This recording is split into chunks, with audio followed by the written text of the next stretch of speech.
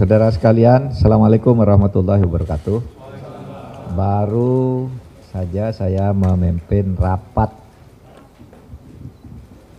yang sifatnya lebih teknis mengenai rancangan undang-undang perampasan aset.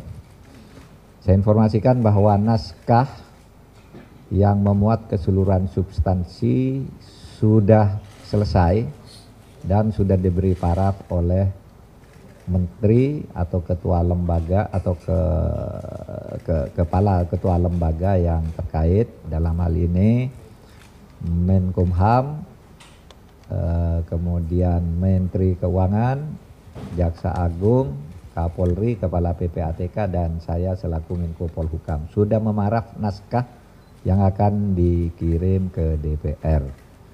Nah, tadi rapat merapikan kembali masalah-masalah teknis dan redaksional yang itu tidak akan berpengaruh terhadap apa yang secara substantif sudah diparaf oleh para pejabat tadi.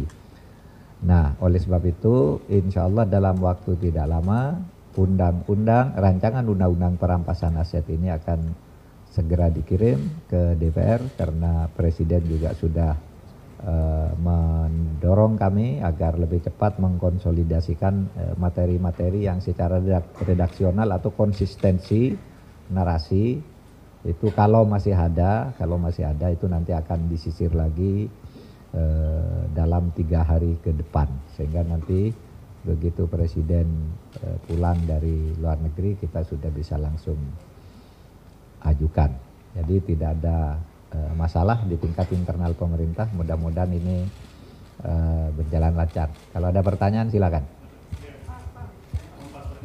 Pak izin Pak, saya Dian dari Harian Kompas mau nanya 2 hal Pak. Yang pertama, ini 6 pimpinan instansi semua sudah memberikan para persetujuan Pak. Apakah ada catatan gitu dari pimpinan instansi tersebut, dan kalau ada catatan itu substantif nggak untuk mengubah draft rancangan undang-undangnya?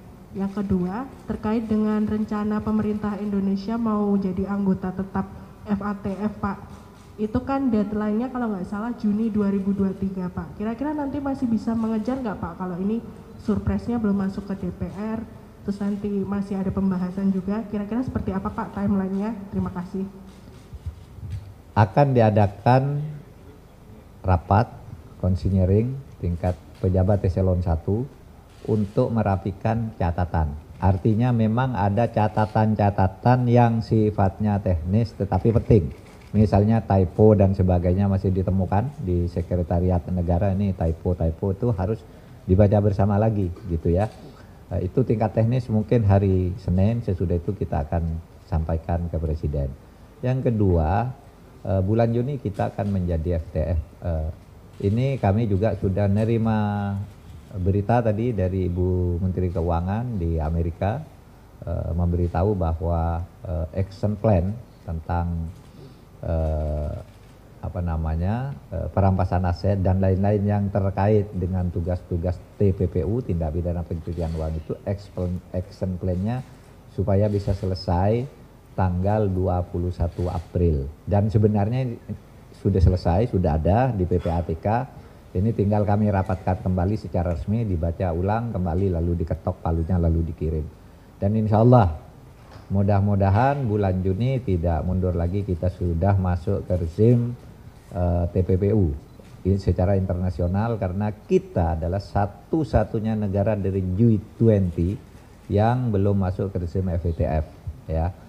Insya Allah nanti bulan Juni ini sudah bisa masuk gitu, dan ini salah satu kuncinya adalah undang-undang perampasan aset. Satu izin Pak, Gita Pak dari Tribun News mau tanya Pak, terakhir kalau nggak salah masih perdebatannya itu masih kementerian lembaga mana gitu Pak yang melakukan pengelolaan aset. Nah sekarang itu apa sudah ditentukan Pak nantinya? Kalau itu udah lama Mas, itu dulu pada tahun 2016 sebenarnya ini sudah selesai, tapi kan kementerian lembaga mana yang ngelola itu lalu diserahkan dulu ke pemerintah. Sekarang ini udah lama selesai. Persoalannya bukan di situ lagi. Semua sudah sama di tingkat pemerintah. Nanti udah dicantumkan di dalam rancangan undang-undang. Tidak ada isu pengelolaannya di mana lagi, udah selesai. Satu lagi aja. Mic-nya tuh. Cak. Siang Pak, saya Niko dari apa.com. Pak, untuk pengesahan undang-undang asetnya, apakah pemerintah akan melakukan langkah-langkah lobby ke ketua partai Pak, agar bisa mempercepat ini Pak, seperti yang dikatakan Pak Bambang Wuryanto kemarin itu Pak. Kedua, tema lain Pak, soal tambang ilegal di Kalimantan Selatan Pak, semakin marak Pak. Beberapa bulan kemarin itu ada nama Jokani meninggal dibacok oleh preman tambang di sana Pak. Gitu. Oleh apa itu? Soal ini Pak, tambang ilegal di Kalimantan Selatan Pak. Bulan Oktober 2022 itu ada warga nama Jakani itu dibunuh, dibacok oleh preman tambang ilegal di sana Pak.